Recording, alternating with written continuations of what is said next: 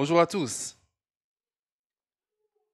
Je vais en même temps profiter pour encourager en fait tous ceux qui travaillent dans l'ombre, parce qu'on voit tout le prix que malgré le confinement, qui sont venus pour vous donner un culte agréable, euh, et les musiciens qui sont là, vraiment, je vous encourage à envoyer des petits cœurs sur le Facebook, Instagram, et même le multimédia, la sonorisation qui nous permet de pouvoir nous exprimer correctement, pour voir de belles images.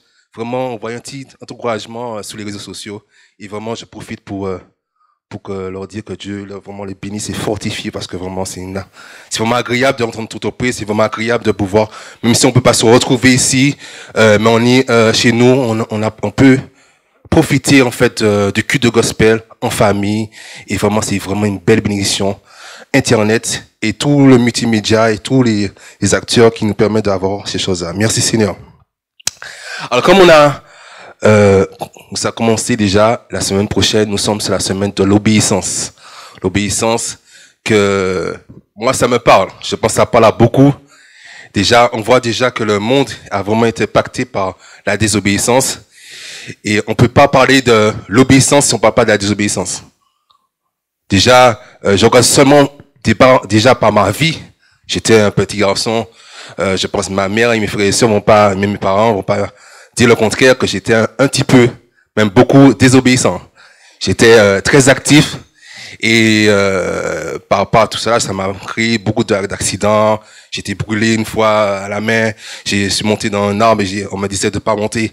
Et dans les arbres, quand j'habitais à la campagne, je me suis fait une cicatrice. Et voilà, j'ai fait beaucoup de bêtises et dans ma famille, on est une famille de 7, j'étais le champion de ce côté-là, malheureusement. Et vraiment, ce sujet-là me parle, en fait. Et je regarde aussi par rapport à mes enfants, des moments quand tu es parent, tu dis ne fais pas ci, ne fais pas ça, ne touche pas ci. Et comme par hasard, ils touchent, ils se brûlent, ils se font mal. Et entre parents, tu es désolé. Et ça montre aussi la même manière que Dieu peut être désolé par rapport à notre désobéissance.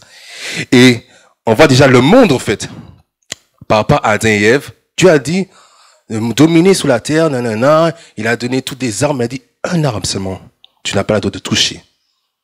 Et l'homme et la femme, Adam et Ève, ont touché cette arme défendue. Et par rapport à ça, la désobéissance est rentrée dans le monde. Et à part de là, on a vu que c'était difficile pour l'homme de pouvoir rester dans la main du Seigneur, de pouvoir avancer, parce qu'à cause de cette désobéissance à chaque fois, qu'il fallait faire des sacrifices et tout. On voit déjà par rapport on va s'arrêter à l'histoire de Jonas. Une histoire, je t'invite à lire tout Jonas. Vraiment, c'est une très belle histoire et ça parle vraiment du sujet de la désobéissance et de l'obéissance. Et on voit Jonas, Dieu s'est révélé à lui. Dieu est venu lui dire, lève-toi, va à Ninive et dis-leur de se repentir parce qu'ils ont fait beaucoup de bêtises, ils s'étaient remontés à moi. Et au lieu d'aller vers Ninive, il allait au sens contraire. Il a dit non, il a refusé d'obéir à Dieu. Mais quand je regarde ça, il dit, mais souvent, c'est ça qui nous arrive. C'est ça qui nous arrive. Le Seigneur dit de faire ci, de faire ça. Non, on va pas faire ci. On peut faire ça. Je dis, ne mange pas ci, ne mange pas ça. Enfin, tel ça, fait tel emploi. Mais non, on dit non, mais non. Ah non, je peux faire ça. Ta femme attend patiemment, ton mari, ta femme. Non, je vais faire tout passion pour c'est ce type de femme-là que je veux, ce type d'homme que je veux. Mais Seigneur dit, attends, je te montre qui c'est. Et on est tout le temps dans la désobéissance, malheureusement. Et quand tu vois dans la désobéissance, des moments où on n'a pas envie de louer, on n'a pas envie d'adorer, on n'a pas envie de jeûner, on n'a rien envie de faire en fait. Et comme Jonas, quand il est parti tout fièrement parce que ouais, non, il va loin de la face de Dieu, comme si Dieu ne pouvait pas aller l'endroit qu'il pouvait le suivre. Il a pris un ticket, il a pris un bateau, il est parti. Il est parti, tout ça, là, machin. Quand tu vois, brusquement, la mer s'est levée, ça a commencé à s'agiter, le bateau. Tout le monde s'est en train de s'agiter, en train de prier des dieux différents. Tout le monde est en train d'envoyer des choses dans la mer. Mais lui, au lieu de prier, il va se coucher. Il s'endort profondément. Et tu vois même, quand souvent on fait des bêtises, quand au lieu de se nous repentir, on dit, mais non, déjà le diable dit, moment t'accuse. Au bout du moment, on dit, mais non, mais c'est la volonté du Seigneur. C'est ça, c'est une épreuve. La volonté du Seigneur. Et on est en train de poursuivre notre désobéissance. On y va, on va à fond. Et quand tu vois lui, à un moment, les hommes ont dit, non, c'est bizarre. Tout le monde prie. Toi, tu ne pries pas. Non, c'est bizarre, quoi. t'as un problème, toi.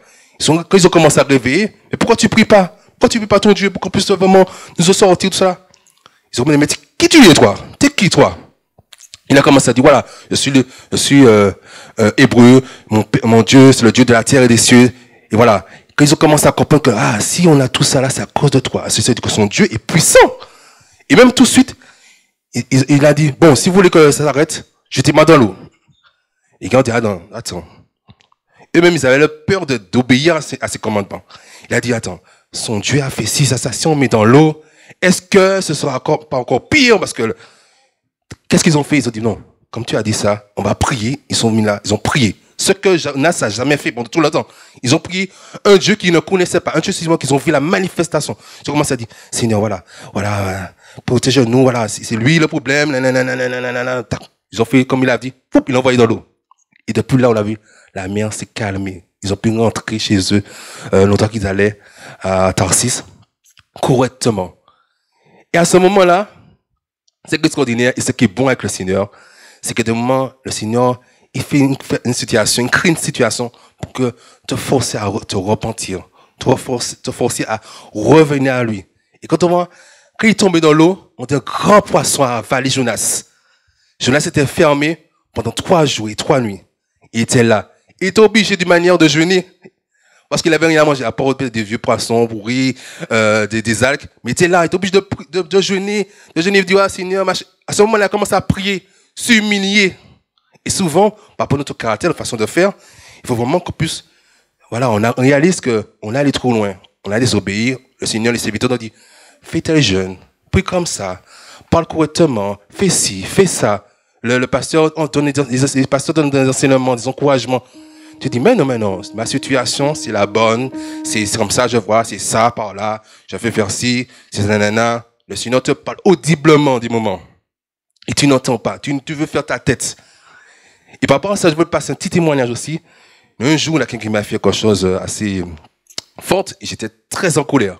J'ai dit, j'ai appelé la personne, j'ai dit, il faut qu'on se rencontre, on va se voir, tel jour, telle heure, on se voit. C'était la même journée, quelques heures, on s'est vu. Quand je suis arrivé, on n'avait pas tellement de temps, je sortais de ma voiture. J'ai dit, je veux le taper. Il va sentir. J'étais vraiment en colère. J'ai dit, je prends pas d'armes, je vais juste le taper, le frapper sérieusement. Et quand je suis sorti de ma voiture, ce que le Seigneur m'a dit, tu le touches pas. J'étais en colère parce que j'ai dit, le Seigneur m'a dit, ne le touche pas. Je suis sorti, j'ai dit, non. C'est lui le fautif. C'est lui qui a fait ci, qui a fait ça. Et je ne dois pas le toucher. Mais non, mais il mérite. Tout le monde va dire que j'ai raison. Je fais, j'ai raison. Mais pour Dieu, j'avais pas raison. Mon raisonnement était faux, était erroné. À ce moment-là, j'ai sorti, j'étais sur le coup, sur les colères. Après, j'ai dit, Seigneur, d'accord, je ne le touche pas.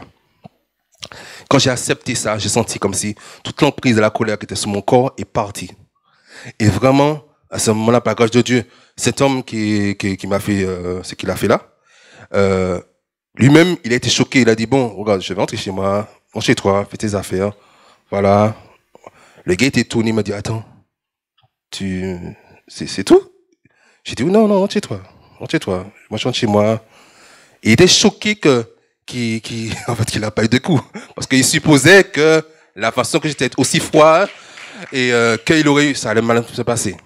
Et le fait d'obéir au Seigneur, même pour lui, je suppose qu'il a réfléchi et qu'il a reconnu ses torts, en fait. Il a reconnu qu'il était mal positionné, qu'il a fait cette chose qu'il ne devait pas faire. Et maintenant, il a dit, mais ça, si peut-être Dieu m'a fait grâce. Je ne sais pas peut-être Dieu a continué à faire des choses, parce qu'on s'est revu encore. Lui-même, à chaque fois que je dis bonjour, il est choqué. Et vraiment, je pense que Dieu va faire son travail. Dieu sait faire mieux que moi. Je pense que c'est aussi une âme à sauver. Et merci Seigneur pour cela. Et des moments, je te encourage à faire comme moi. Des moments, on peut être dans notre raisonnement, croire qu'on a raison, c'est nous, c'est telle personne qui est mauvaise. Mais mon frère, Dieu ne dit pas ça. Sois dans l'obéissance, cherche la paix avec tes frères et sœurs, cherche la paix dans ton couple, cherche la paix avec tes enfants. Et vraiment, choisis vraiment la paix. Et pendant ce moment, quand Jonas a commencé à pleurer le Seigneur, à demander pardon, moi c'est jeûner, il a jeûné 3 jours et 3 nuits. Il a commencé à prier, à chercher la face du Seigneur. À ce qu'il a fini, le Seigneur a dit au poisson, maintenant, tu peux le lâcher. Il a compris. Il s'est repenti. Il est sorti. Il a dit, maintenant, le Seigneur s'est encore révélé à lui. Va à Ninive, dire la parole que je te dis de se repentir. Et à ce moment, Jonas est parti à Ninive. Il a commencé à proclamer la parole du Seigneur. Il a commencé à proclamer de se repentir, que Ninive est détruit. Il a commencé à proclamer. Tout le peuple a commencé à entendre. Il a commencé à dire, attends, on va détruire, Dieu a parlé, jusqu'au roi. Du roi, même aux tout petits, même les animaux ont commencé à jeûner, à prier, à s'humilier. Et c'est vraiment parce qu'il a obéi. Il a obéi à ce que Dieu lui a demandé de faire. Il est venu à commencer. Tout le monde a vraiment demandé pardon. C'est vraiment humilié. Les animaux, même aussi, manger. Ils ont mis tout le monde. Et à ce moment-là, tu as vu que Jonas, par rapport à ce qu'il a fait, par rapport à l'obéissance qu'il a au Seigneur, il a sauvé 120 000 personnes. Et vraiment, c'est aussi nous. Nous devons obéir au Seigneur. Parce que par rapport à travers notre bénédiction, à travers notre obéissance, comme tu vois de la parole sur Deutéronome, Deutéronome 28, verset 1 à 14, quand tu obéis au Seigneur, tu vois toutes tes bénédictions jusqu'à 14. Tu seras béni, ta prospérité sera bénie, toutes les entreprises seront bénies, tout ce que tu vas prendre, tout ce que tu vas faire, voilà, tu me bénis, une pluie de bénédiction va se déverser en toi à travers l'obéissance. Mais quand tu regardes à partir du verset 15, il parle de la malédiction par rapport à la désobéissance. Tu vois comment Dieu nous montre la malédiction qui accable ton pays, qui accable ta famille, tes enfants. Et du 15 à 68, plus, 3 fois plus, 4 fois plus que les bénédictions. Alors, entre les deux, on sait très bien qu'il faut nous devons choisir l'obéissance. Car c'est là la solution pour notre bénédiction. C'est là la solution pour pouvoir atteindre nos objectifs. C'est là notre solution pour rentrer dans nos vocations. Parce que Dieu a donné une vocation à Jonas, va à Ninive pour proclamer cette parole de repentance. Et lui, il veut faire autre chose. Il voulait renoncer à sa vocation. Choisis d'obéir à la vocation que Dieu t'appelle. Choisis d'obéir à pouvoir parler du Seigneur. Et vous savez que la désobéissance, pour moi, la désobéissance est pire que le Covid-19. Vous savez, en une parole, Jonas a sauvé 120 000 personnes, plus de 120 000 personnes. Tout le monde cherche une solution. On cherche le virus par-ci, par-là, atteint tout le monde entier. Et toi, si tu obéis, tu as l'antidote, tu as le vaccin. On cherche un vaccin. Maintenant, ils disent qu'ils ont trouvé un vaccin. Mais bon, je ne sais pas si c'est le bon vaccin, mais je te dis que tu as le vaccin. Tu as le vaccin, mon frère. Tu as le vaccin. Et le vaccin, c'est qui? C'est Jésus. Tu as le vaccin. Depuis le début du confinement, on a le vaccin en nous. En ouvrant ta bouche, en priant Jésus, tu peux guérir. Parce qu'après le Covid, il y a d'autres maladies. Il y a d'autres infections, il y a d'autres choses. Les gens qui sont dans la souffrance, dans la peur. Les gens qui sont malades. Donc, après le Covid, les cancers, le sida. Il y a des gens qui sont... On dit ici, qui ont de gros poils, qui ont des souffrances dans le cœur, qui n'arrivent pas à se sortir, qui sont dans la drogue, dans la sexualité, tout ça là.